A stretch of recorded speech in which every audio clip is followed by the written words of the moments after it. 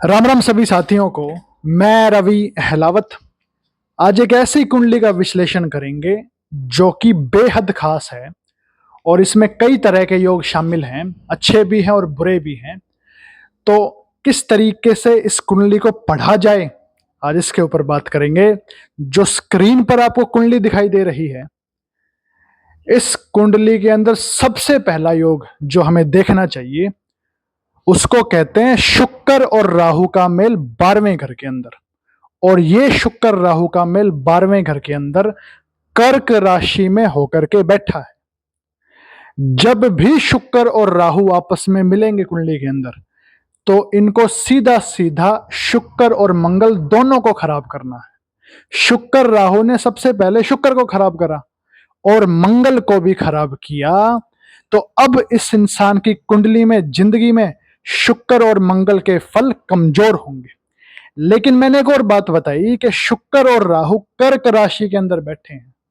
शुक्र और राहु जब भी कर्क राशि में बैठे हों, या फिर उनको चंद्रमा की सपोर्ट हासिल हो, या तो शुक्र राहु के साथ ही चंद्रमा बैठा हो, या दृष्टि के हिसाब से चंद्रमा की सपोर्ट मिल जाए, तो ये शुक्र राहु का मेल ज्यादा बुरा असर नहीं देगा।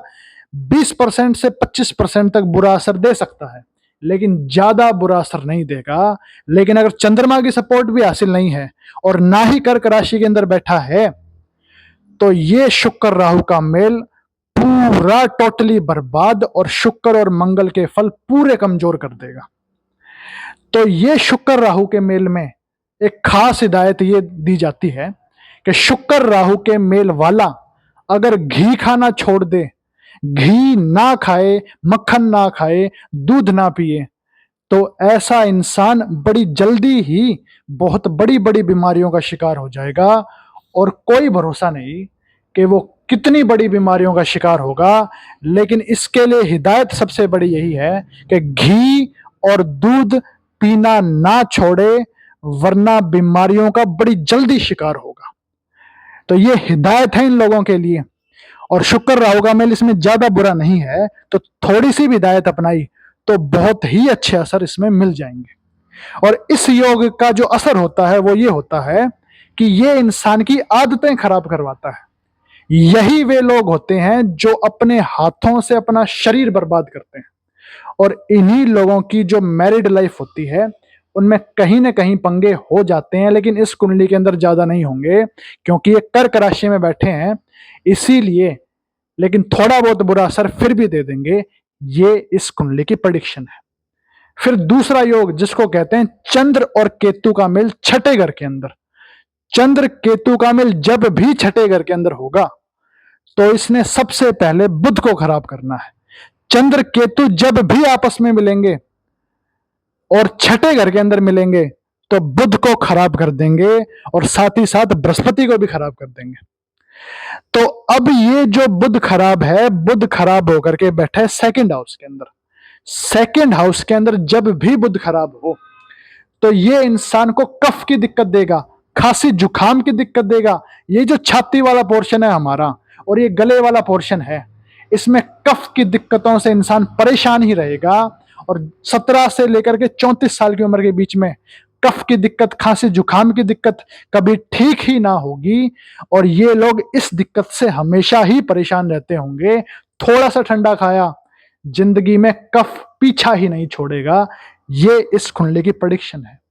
और चंद्र केतु का मेल हो तो डबल माइंडेड होना, कंफ्यूजन में रहना, किसी भी काम को करते वक्त पूरा मन ही ना होना, कंसंट्रेशन ना बना पाना और डिसीजन सही ढंग से ना ले पाना कोई भी काम के लिए, ये सारी चंद्र केतु के मेल की प्रेडिक्शन है। और यही मेल मां को सेहत की दिक्कतें देता है।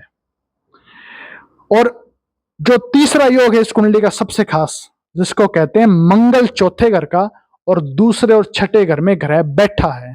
और यहां पर मंगल 4 खराब होकर के बैठा है, जो इंसान को गुस्सा चढ़ाएगा, चिड़चिड़ापन देगा, इंसान के पेट में दिक्कत देगा, आंख में दिक्कत देगा।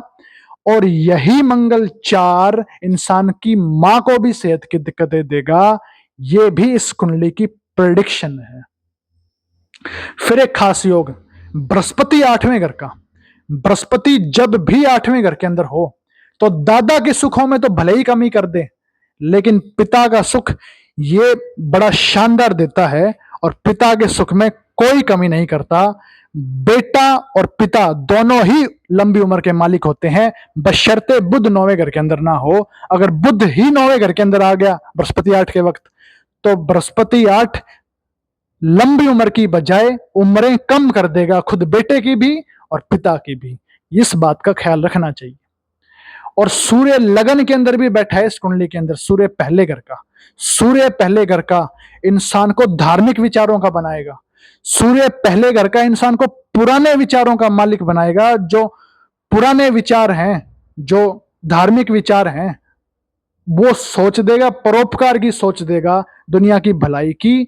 और ऐसा ही इंसान जिंदगी में बहुत ज्यादा कामयाब हो सकता है। और शरीर और मानसिक स्थिति ऐसे इंसान की बड़ी शानदार होती है जिसका सूर्य लगन में हो। और दिखने में भले ही पतला हो इंसान, लेकिन बहुत बड़े बड़े काम कर जाता है, कॉन्फिडेंस पूरा। और इनका शरीर भी शानदार, मानसिक रूप से भी शानदार।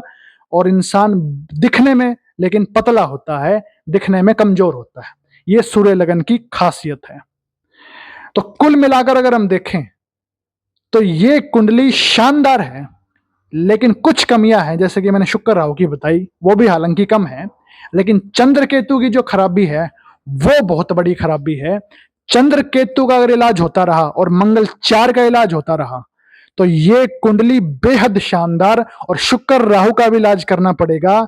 शुक्र राहु का जैसे इलाज करेंगे जो 20-25% दिक्कतें आनी है वे भी चली जाएंगी। तो चंद्र केतु का सबसे ज्यादा जरूरी है और मंगल 4 का भी जरूरी है। इन दोनों का इलाज होता रहा तो ये कुंडली शानदार। और बुध सेकंड का भी इलाज करना पड़ेगा क्योंकि चंद्र केतु ने ही उसको खराब किया है। और बृहस्पति 8 का भी, बृहस्पति 8 और बुध 2 का इलाज किया तो कफ की दिक्कतें चली जाएंगी। और ये जो बृहस्पति 8 खराब है इसकी भी दिक्कतें चली जाएंगी। और चंद्र केतु का खुद का इलाज किया तो डबल माइंडेड, कंफ्यूजन और जो डिसीजन ना ले पाना किसी भी चीज में, और मां की सेहत, इन सब के अंदर बरकत हासिल होगी। तो ये कुंडली शानदार है, बशर्ते उपाय हो जाएं। अगर उपाय ना हुए तो सारी दिक्कतें जिंदगी में आ जाएंगी। सब कुछ होते हुए भी कुछ ना होगा। दूध तो होगा लेकिन दूध में मक्खन ना होगा।